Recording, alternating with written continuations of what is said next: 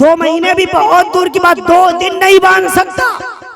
ماں کو دیکھو بیچاری کو، 9 مہینے حمل کا بوجھ اٹھا رہی ہے۔ قرآن کریم خود کہتا ہے وَحْنًا عَلَىٰ وَحْنٍ، بوجھ پر بوجھ اٹھاتی ہے تیری ماں، بوجھ پر بوجھ اٹھاتی ہے تیری ماں۔ ہاں ہاں، جس دن سے حمل ٹھہر گیا، ڈاکٹروں سے چیک اپ کرایا، ڈاکٹر نے بتا دیا فلاں چیز سے تیرے بیٹے کو، تیرے بچے کو نقصان پہنچ سکتا ہے، ماں نے وہ چیز کھانا چھوڑ دی۔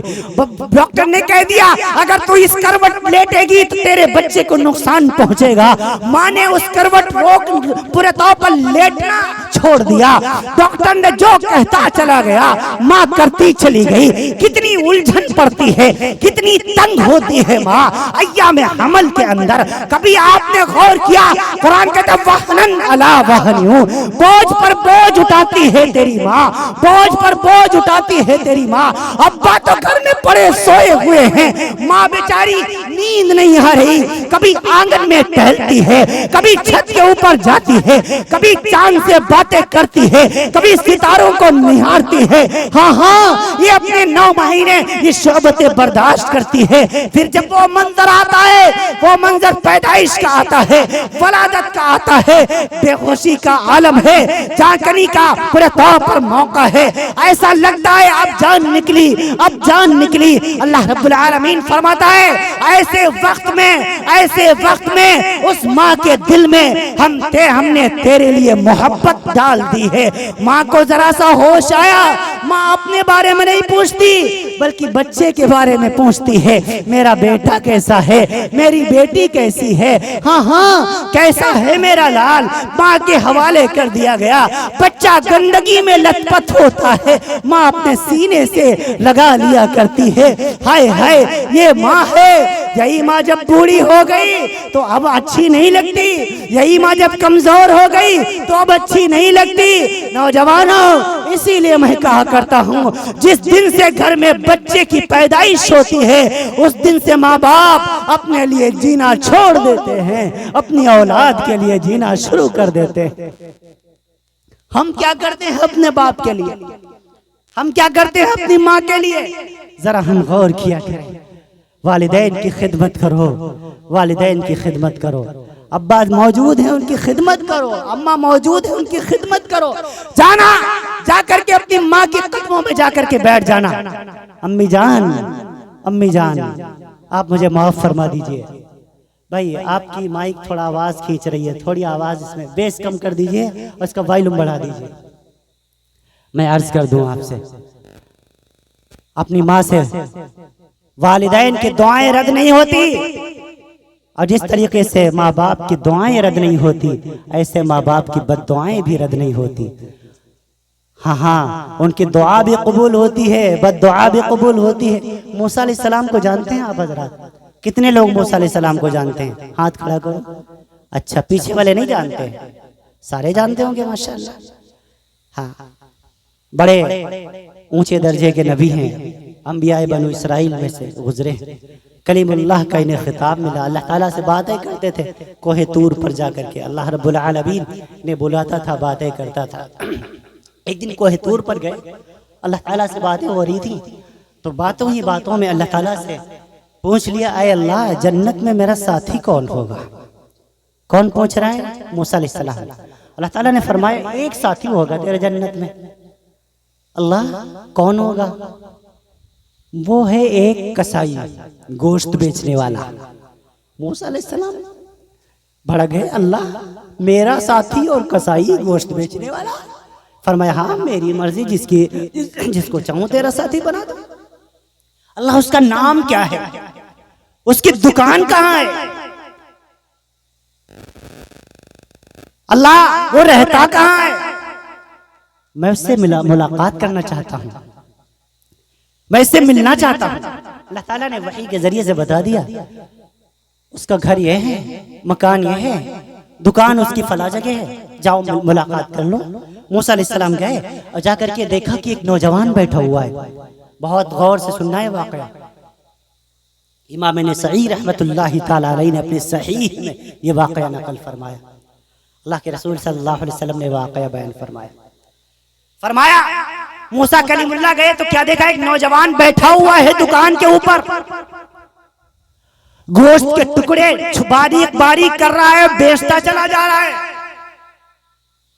کوئی تسبیح بھی نہیں پڑھ رہا، کوئی ورد بھی نہیں کر رہا، کوئی اور ذکر و اذکار بھی نہیں کر رہا۔ موسیٰ علیہ السلام حیران ہے کہ اللہ تعالیٰ اس کے کس عمل کے ذریعے سے اسے میرا ساتھی بنائیں گے؟ مجھے کوئی اس کا عمل تو نظر ہی نہیں آ رہا۔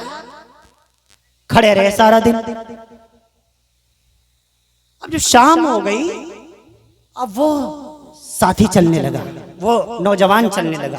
تو جب وہ چلنے لگا تو حضرت موسیٰ کلیم اللہ بھی پیچھے پیچھے چل دیا۔ پوچھا اس نوجوان نے، بھائی آپ کون ہیں؟ انہوں نے بتایا تھوڑی کہ میں وقت کا نبی موسیٰ ہوں، اور وہ بھی نہیں پہچانتا کہ یہ وقت کے نبی موسیٰ ہیں۔ اے بیٹا خاموش رہو، آپ کی بات سے مجھے پریشانی ہوتی ہے۔ میں عرض کر رہا تھا آپ سے، وہ بھی نہیں پہچانتا، انہوں نے بتایا بھی نہیں کہ میں موسیٰ ہوں۔ کہا میں مسافر ہوں، اگر تیری اجازت ہو تو ایک رات میں آپ کے گھر قیام کرنا چاہتا ہوں۔ اس نے کہا مرحبا، آپ چلیے میرے ساتھ، میں تو اجازت دیتا ہوں۔ بخوشی اپنے گھر وہ شخص موسیٰ کلیم اللہ کو لے گیا۔ موسیٰ علیہ السلام اس گھر کے اندر داخل ہوئی اجازت لے کر کے۔ کیا دیکھا؟ اس کے گھر میں اس کی بیوی بھی ہے، بیٹے بھی ہیں، بیٹیاں بھی ہیں۔ سب کو سلام کیا۔ سلام کرنے کے بعد ایک تھیلے میں گوشت لایا تھا اور وہ ایک کنارے رکھ دیا اور سیدھا ایک کمرے میں دوسرے روم میں چلا گیا۔ موسیٰ کلیم اللہ نے اجازت مانگی، میں آنا چاہتا ہوں۔ وہ اس نے اجازت دے گی۔ اندر جا کر کے موسیٰ علیہ السلام نے کیا دیکھا؟ ایک بوڑھی سی جان لیٹی ہوئی ہے، پیروں سے معذور ہے۔ ایک بڑھیا لیٹی ہوئی ہے، چل نہیں سکتی، اٹھ نہیں سکتی، بیٹھ نہیں سکتی۔ جا کر کے اس نوجوان نے سلام کیا، السلام علیکم ورحمت اللہ۔ اس نے بھرائی ہوئی آواز میں جواب دیا۔ پھر نوجوان جاتا ہے اور اس بڑھیا کی پیشانی پر بوسہ دیتا ہے، اس کی پیشانی کو چومتا ہے۔ پھر سیدھا کچن میں آتا ہے۔ پیچھے سے اس کی بیوی بھی آ گئی۔ آج ہی کیا کرنے جا رہے ہو؟ کہا میں سالن بنانے جا رہا ہوں، میں گوشت پکانے جا رہا ہوں، میں روٹیاں بنانے جا رہا ہوں۔ اس کی بیوی کہنے لگی نہیں میں بناتی ہوں نا، میں پکاتی ہوں نا۔ وہ کہنے لگا نہیں، میں یہ جو لیٹی ہوئی ہے نا یہ میری ماں ہے، اس نے بچپن سے لے کر کے آج تک میری جب تک یہ کرنے والی ہوئی میری بڑی خدمت کی، میرے لقمے مجھ کو لقمے بنا بنا کے کھلائے۔ آج میرا دل کرتا ہے آج یہ بیٹا اپنی ماں کو اپنے ہاتھوں سے بنا کے کھلائے۔ اس نوجوان نے اپنے ہاتھوں سے گوشت کو دھلا، پھر اس کو ہانڈی میں ڈالا، پھر سالن تیار کیا، اپنے ہاتھوں سے روٹیاں بنائی، چاول بنایا، بنا کر کے ایک تھال میں پورے طور پر پروسا اور سیدھا اس کمرے میں آ گیا اور اس بوڑھی ماں کے قریب آیا اور اپنی گود میں بوڑھی ماں کو بٹھایا، اپنے سینے کی ٹیک کو کرسی بنایا، ٹیک لگا کے بٹھایا اور بوڑھی ماں کے ہاتھوں میں یوں چھوٹے چھوٹے اپنے ہاتھوں سے لقمے توڑتا چلا گیا، بوڑھی ماں کے منہ میں لقمے ڈالتا چلا گیا، بوڑھی ماں کھاتی چلی گئی۔ پھر وہ ماں کہنے لگی بیٹا اب بس کر، اب بس رہنے دے۔ یہ بیٹا کہہ رہے نہیں امی جان تھوڑا سا اور کھا لیجئے۔ موسیٰ کلیم اللہ دیکھ رہے ہیں، اس ماں بیٹے کی محبت دیکھ رہے ہیں، بیٹا کھلاتا چلا جا رہا ہے، ماں کھاتی چلی جا رہی ہے۔ پھر وہ بوڑھی ماں کہنے لگی بیٹا اب رہنے دے، اب کھایا نہیں جاتا۔ بیٹے نے کہا امی جان بچپن میں جب میں نانا کرتا تھا تو زبردستی کھلا دیا کرتی تھی، امی جان تھوڑا اور کھا لیجئے، میری طرف سے کھا لیجئے، میرے لیے کھا لیجئے۔ بوڑھی ماں نے کھا لیا، پھر کہنے لگی بیٹا اب کھایا نہیں جاتا۔ بوڑھی ماں کو بیٹے نے لٹا دیا، پھر اپنے ہاتھوں سے اس کا منہ صاف کیا، پھر پیروں کی جانب آ گیا، اس کے پیر دبانے لگ گیا۔ بوڑھی ماں کہنے لگی بیٹا تو سارا دن دکان پہ کام کرتا رہا، ہاں تھکا ہارا ماندہ گھر میں آیا ہے، بیٹا جا تیری بیوی انتظار کر رہی ہے، تیرے بچے انتظار کر رہے ہیں، جا اپنی بیوی کے پاس چلا جا، اپنے بیٹوں کے پاس چلا جا۔ یہ نوجوان کہنے لگا امی جان مجھے اس خدمت سے مت روکیے، میں نے نے وقت کے نبی سے سنا ہے ماں کے قدموں تلے جنت ہوا کرتی ہے. امی جان مجھے اپنی خدمت کرنے دیجئے. وہ بوڑھی ماں کی آنکھوں میں آنسو بہنے لگے. اس نے اپنے لرزتے ہوئے کمزور ہاتھ آسمان کی طرف اٹھا دیے. نہ جانے بڑبڑاتی ہوئی آواز میں کون سی دعا مانگی ہے. موسیٰ کلیم اللہ دیکھ رہے ہیں, آنکھوں سے آنسو بہ رہے ہیں. آئے نوجوان کے پاس, آئے نوجوان یہ کون ہے اور یہ کیا دعا مانگ رہی ہے. وہ نوجوان رونے لگا, کہنے لگا مسافر جی بھائی میں تمہیں کیا بتاؤں, یہ میری ماں ہے اور مائیں تو مائیں ہی ہوتی ہیں. جب بھی میں اس کی سیوا کرتا ہوں, جب بھی میں اس کو کھانا کھلاتا ہوں, جب بھی میں اس کے پیر دباتا ہوں, یہ اپنے ہاتھوں کو آسمان کی طرف اٹھا کر اللہ سے ایک عجیب دعا مانگتی ہے اور کہتی ہے اے اللہ میرے اس بیٹے کو جنت میں موسیٰ کا ساتھی بنا دینا, میرے اس بیٹے کو جنت میں موسیٰ کا ساتھی بنا دینا. ارے میں کہاں موسیٰ, کہاں میں اس کا ساتھی کہاں بن سکتا ہوں. موسیٰ کلیم اللہ نے دل ہی دل میں کہا اے نوجوان تیری ماں کی دعاؤں کو رب ذوالجلال نے عرش معلیٰ پر قبول فرما لیا ہے اور تجھے جنت میں موسیٰ کا ساتھی بنا دیا ہے. اللہ اکبر. نوجوانوں ماں کی دعائیں بھی رد نہیں ہوتی, جیسے دعائیں رد نہیں ہوتی ایسے ماں کی بد دعائیں بھی رد نہیں ہوتی.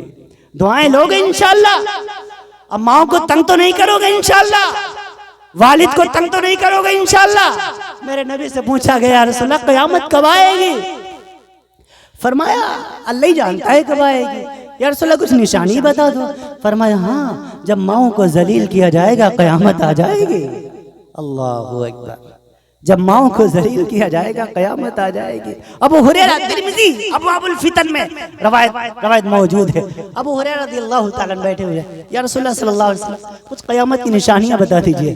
اللہ کے رسول نے فرمایا اچھا نشانیاں سننا چاہتے ہو سنو. اذا اتخذ الفیء دولا والامانة مغنما والزکاة مغرما وتعلم لغیر الدین واتاء الرجل امرأته وعق امه وادنى صدیقه وافصى اباه وظهرت الاصوات في المساجد وصاد القبيلة فاسقهم وكان زعيم القوم أرجلهم وأكرم الرجل مخافة شره وزارت القينات والمعادف وشربت الخمور ولان آخر هذه الأمة أولها رواه الترمذی. فرمایا اے ابو ہریرہ میں تمام نشانیاں تو نہیں بتاتا لیکن ایک نشانیاں سنو. وعق امه وعدنا صدیقه. قیامت جب قرب قیامت ہوگا, جب قیامت قریب آئے گی تو بیٹا اپنی بیوی کے تلوے چاٹے گا اور ماں کو گھر سے دھکے مار کر باہر نکالے گا. فادنا صدیق ہو, بیٹا اپنے دوستوں کے ساتھ پارٹیاں کرے گا. واقفا باہو اور اپنے ابا کو ڈانٹ پلائے گا. ہاں وزارت الاصوات فی المساجد. ان مسجدوں میں شور شرابہ ہونے لگے گا, ان مسجدوں میں شور شرابہ ہونے لگے گا. وصاد القبیلة فاسقهم وكان زعيم القوم أرجلهم واکرم الرجل مخافت شرہ وزارت القینات والمعادف. فرمایا لوگ دین کا علم دنیا کمانے کے لیے حاصل کریں گے, علماء کی عزت ختم ہو جائے گی, لوگ عالموں کی عزت نہیں کریں گے, لوگ حافظوں کی عزت نہیں کریں گے, قاریوں کی عزت نہیں کریں گے. ہاں نتیجہ یہ ہوگا وزارت الاصوات فی المساجد. یہ منبر جاہلوں کے قبضے میں چلے جائیں گے, یہ منبر پر جہلا قبضہ کر لیں گے جنہیں علم نام کی کوئی چیز نہیں آتی ہوگی. ہاں وہ ان منبروں سے مسائل بیان کریں گے, وہ ایسی حدیثیں سنائیں گے بما لم تسمعوا انتم ولا آباؤکم, جو نہ تمہارے باپ نے سنی ہوگی نہ تمہارے دادا نے سنی ہوگی. آج یہ سب کچھ ہو رہا ہے نہیں ہو رہا ہے؟ کیا ماؤں کو ذلیل نہیں کیا جا رہا ہے؟ کیا علماء کو ذلیل نہیں کیا جا رہا ہے؟ کہ آج حافظوں اور قاریوں اور دین کے رکھوالوں کی عزت کی دھجیاں نہیں اڑائی جا رہی ہیں؟ ہائے ہم نے کتنا اس کو آسان سمجھ لیا, کتنا اس کو سستا سمجھ لیا. ہم نے علماء کو گالی دینا اپنا پیشہ بنا لیا, ہم اس میں فخر محسوس کرتے ہیں. عزیزوں کبھی خیال کر کے بھی علماء دین کے اوپر انگلی مت اٹھانا. کبھی دھوکے سے بھی غلطی سے بھی کسی حافظ کے اوپر انگلی مت اٹھانا۔ حضرت مولانا عبید اللہ سندھی رحمت اللہ تعالی علیہ کا قول ہے کہ جو علماء کو گالی دے گا، جو حفاظ کو گالی دے گا، جو قاریوں کو برا بھلا کہے گا، رب ذوالجلال اس کی 7 پشتوں میں 7 نسلوں میں حافظ اور عالم پیدا نہیں ہونے دے گا۔ اللہ اکبر۔